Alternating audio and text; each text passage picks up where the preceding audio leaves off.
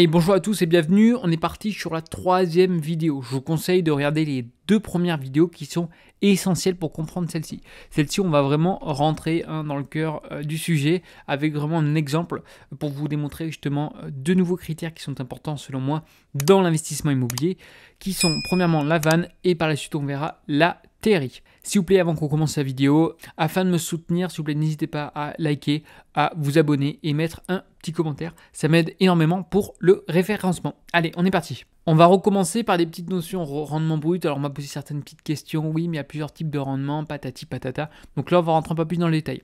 Donc, premièrement, le rendement brut. Généralement, c'est ce qui est le plus utilisé dans le quotidien, dans l'immobilier résidentiel. Une fois, je vous explique qu'il y a plusieurs marchés immobiliers.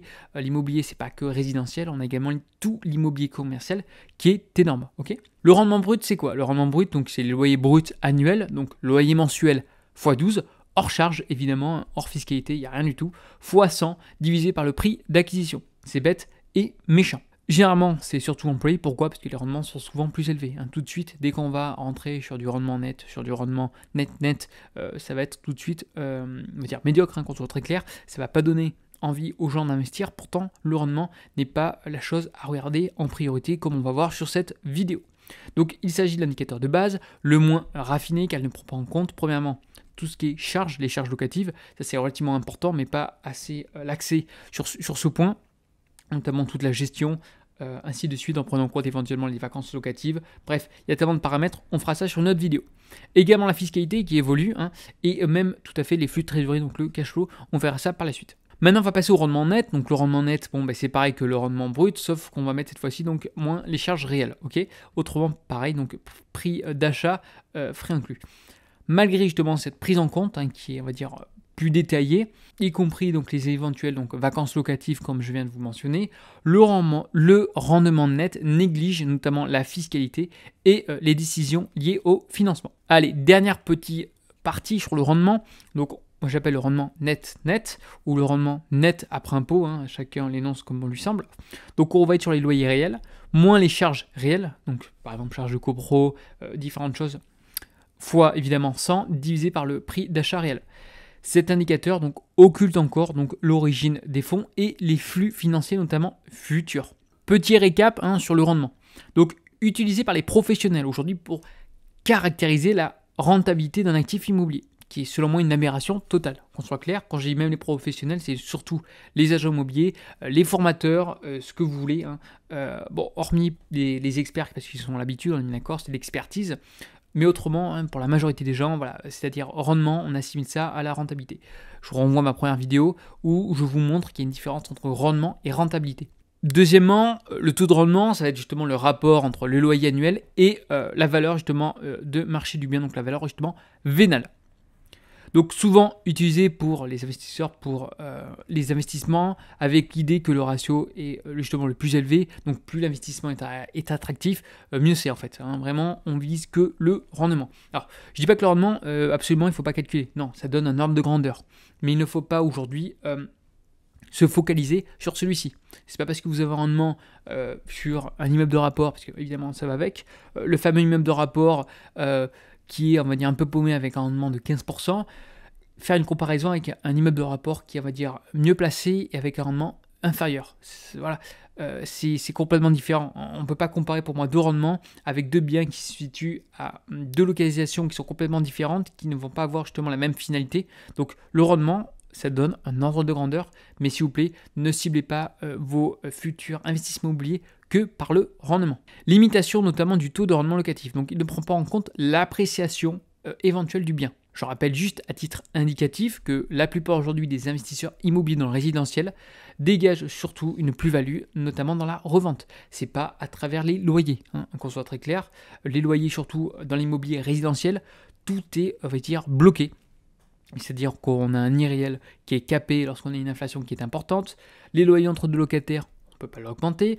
On a des loyers qui sont plafonnés, notamment dans les zones tendues et dans certaines villes. Tout ce qui est charge, on a déjà des décrets dans tous les sens qui bloquent. Enfin, voilà, c'est réglementé comme pas possible. Donc, l'investissement locatif, selon moi, hormis évidemment dans certains cas précis, qu'on va taper sur la location courte durée, par exemple, où on va avoir des rendements qui vont être plus importants, Mais encore une fois, c'est pas fait pour tout le monde, qu'on se met d'accord. Donc, regardez pas toutes les vidéos qui vous expliquent location de courte durée, c'est la vie à tout jamais. Attention, la fiscalité, premièrement, évolue. Deuxièmement, on va s'investir énormément. Les charges ne vont pas être les mêmes. Je ferai peut-être une vidéo sur la différence entre, par exemple, un investissement classique, on va louer en nu ou en meublé, versus de la LCD. On verra par la suite. Bref, faites attention, ne pensez pas que rendement. Petite conclusion, excusez-moi, je parle beaucoup, mais je trouve que c'est des points qui sont importants à vous mentionner. Les rendements donc, ont des limitations dans la mesure de la rentabilité immobilière, notamment en ignorant des facteurs importants tels que l'appréciation du bien. L'appréciation du bien est important. Encore une fois, les prévisions passées ne sont pas les prévisions futures, qu'on se met d'accord, mais une appréciation, ceux qui ont investi dans les grandes villes il y a 20 ans en arrière, je peux vous dire qu'ils ne se sont pas enrichis grâce au loyer et au fameux rendement, mais surtout grâce à l'appréciation du bien et avec une valeur vénale aujourd'hui qui a augmenté drastiquement. Maintenant, nous allons passer à la fameuse, donc au fameux justement le fameux taux, donc TRI, donc le taux de rendement interne. Ça représente donc la rentabilité globale du projet en intégrant tous les flux de trésorerie futurs. La condition pour qu'un investissement soit créateur de richesse est que le TRI soit supérieur au coût du capital ayant financé l'investissement. Ne vous inquiétez pas, je vais vous montrer par la suite. Donc, comparaison avec le coût du capital. Donc, si le TRI est égal au coût du capital, l'opération est équilibrée. Bon, rien de particulier. Pour créer la valeur, comme je viens de vous mentionner, le projet doit être financé par des fonds exigeant un coût du capital inférieur au TRI. Petit exemple, un projet avec un TRI justement de 5% et un financement à un taux de rentabilité requis de 5%, on équilibre, ok, on ne perd pas d'argent. Donc pour créer la valeur, le projet doit être financé par des fonds exigeant moins de 5%. Maintenant, on va passer au fameux exemple. On va voir deux types d'investissements et on va voir lequel est le plus rentable. Donc, jouer le jeu, hein, on va voir donc premier investissement. Je fais simple, voilà pourquoi je fais la SCPI. On verra par la suite, bien sûr, de l'immeuble avec les charges, la plus-value. Ça sera un peu plus complexe, mais on commence étape par étape, pas d'inquiétude. Donc, premièrement, proposition d'un rendement à 6,5% par an. Ok ? Donc, c'est un revenu annuel, soit donc 650 € pour un investissement de 10 000 €. Donc, on investit 10 000 €, on a un rendement donc, de 6,5%. On ne prend pas en compte évidemment la fiscalité, ainsi de suite. On reste au plus simple pour que vous puissiez vraiment comprendre le process. Je reprends donc le calcul du rendement, donc tout simple, loyer divisé par investissement, 6,5%. Scénario après 5 ans, donc une supposition que la valeur de rachat est égale à la valeur initiale de 10 000 €. C'est-à-dire aucune plus-value n'est dégagée lors de la remonte. Voilà. Point. C'est-à-dire que 5 ans, imaginons que voilà, la valeur vénale n'a pas évolué. Alors dans les faits, je ne vais pas vous mentir, c'est assez rare, soit on est gagnant, soit on est perdant. Hein. C'est rare que ça fasse du dur sur place, surtout pendant 5 ans. Mais là, on part du postulat que la valeur n'a pas évolué. Avec ces hypothèses, donc la rentabilité de l'investissement est précisément égale donc justement à 6,5%. Maintenant, nous allons passer donc au deuxième investissement. Donc cette fois-ci, c'est une OPCI, donc on fait un petit mix, donc SCPI, OPCI. Si ça vous intéresse, je fais une petite vidéo à ce sujet. Donc OPCI, donc on va dire composé principalement d'usage donc d'habitation. Hein, c'est voilà parce que le rendement est un peu inférieur. Je rappelle, OPCI, il n'y a pas que de l'immobilier, ok. On peut avoir également des produits financiers et également c'est plus liquide que la SCPI. Voilà pourquoi il s'était conçu. Bref, on en parlera plus tard. Rendement donc 4,5%. Donc déjà, on est inférieur à l'investissement initial, soit un loyer donc de 450 € donc, par an pour un investissement, donc les deux on est à 10 000 €. Par contre, contrairement au premier, une anticipation justement d'une plus-value de 25% au terme des 5 années. Donc l'autre, on avait un rendement qui était plus important, par contre, zéro plus-value, donc on ne pas perdre d'argent. Celui-ci, rendement inférieur, une plus-value plus importante. À votre avis, lequel des deux projets est le plus intéressant ? Je vous laisse faire pause sur la vidéo, essayer de comprendre, faire les calculs de votre côté et regardez, on va dire, la petite correction. J'ai l'impression d'être un prof. La petite correction, là, par la suite. Ok ? Je vous laisse, allez, 3 secondes, mettez sur pause. Allez, on est parti. Deuxième point, donc au niveau du vocabulaire qui est important, on va voir justement des flux de trésorerie, donc les cash flows qu'on appelle ça, donc les flux de trésorerie, qu'on appelle donc décaissement lorsqu'ils sont négatifs et encaissement lorsqu'ils sont positifs. Comment faire ? Bon, très simple, hein, c'est le principe d'un Excel, enfin en tout cas le Excel. On va voir, il y a d'autres méthodes hein, pour ceux qui ne sont pas forcément à l'aise avec un Excel, mais Excel est un outil fabuleux. Hein. Même les plus grandes boîtes, on est bien d'accord, du CAC 40, utilisent encore de l'Excel. On a vu que le premier investissement, bon ben pas la peine, hein, parce que bon, on a vu que c'était 6,5% de rendement, hein, quoi qu'il arrive. L'investissement numéro 2, autre chose. Donc on investit donc 10 000 euros. On est bien d'accord, là c'est les dates. Donc date 0, 10 000 euros. Donc on descend, cash flow, donc flux de trésorerie, moins 10 000. Donc on décaissement. Donc on est sur un décaissement, cash flow négatif, moins 10 000. Les loyers. On a dit qu'on avait un rendement de 4,5%. Donc loyer 1, loyer 2, loyer 3, loyer 4. Encore une fois, on va dire qu'il n'y a pas d'indexation. Enfin, voilà, tout est au plus simple possible. Au niveau de la dernière année, on a dit qu'on avait une plus-value. Donc évidemment, on a les loyers, mais on a également une plus-value de 25%. Je vous remontre une plus-value de 25%. Par conséquent, hop, voici lorsqu'on assemble donc nos 450 euros, c'est le loyer, encore une fois, donc les 4,5% de rendement, plus la plus-value. Comment on va déterminer si aujourd'hui cet investissement est plus rentable? On va calculer la TRI. Comment calculer la TRI? J'ai mis pause évidemment mon petit stylo, donc j'ai plus de petit stylo bleu, voilà, pour vous montrer. Donc on est bien d'accord, hop là, qu'est-ce que j'ai fait? Donc N plus 57, N plus 58, ouais, parce que je l'ai fait sur un Excel existant rapido. Ok, et là j'ai fait donc les fameux donc, 10 000 plus 1,25 parce que c'est 25%. Ok. Donc comment calculer? Donc la TRI, c'est justement le taux de rendement interne. Je vous montre le calcul, très simple, on marque égal, ce qui existe sur Excel, égal TRI, et on marque l'ensemble aujourd'hui donc des flux de trésorerie, donc des cash flows, de l'année donc date 0 jusqu'à l'année 5. Au niveau de la vanne, même chose. Vanne c'est un peu plus complexe, on va avoir un taux d'actualisation à choisir. 4%, ça va dépendre également des années, ça dépend de chacun, libre à vous. Moi j'aime même aujourd'hui, vu les circonstances, mettre 4%. Okay, l'objectif étant, c'est on a dit d'avoir une vanne qui est déjà positive et la plus importante possible. Je vous invite par exemple à calculer la vanne du projet numéro 1. Donc la vanne, comment on le calcule? On va cliquer. Donc c'est I63, donc c'est en fait le taux. On est bien d'accord, donc le taux que j'ai marqué, donc là qui était de 4%. Donc 4% pour 1, j'ai marqué donc les dates 1, 2, 3, 4, 5, ferme la parenthèse, plus la date 0 avec notamment le décaissement. Alors évidemment, il existe d'autres méthodes pour calculer par exemple la vanne. Je vous mettrai également tous les sites, parce qu'on a en anglais, on appelle ça Net Present Value, NPV, qui sont un peu plus sympas, je trouve. Les sites sont un peu mieux finis qu'en France, hein, c'est le même principe, donc je vous montre. Vous marquez donc date 0, donc le moins 10 000, les loyers, et par la suite donc le cash flow, donc c'est-à-dire la plus-value, hein, plus 25%, avec un taux d'actualisation 4%, et on arrive bien à ce nombre, hein, pour rester précis, donc 2277. Voilà, c'est ce qu'on retrouve, donc 2277.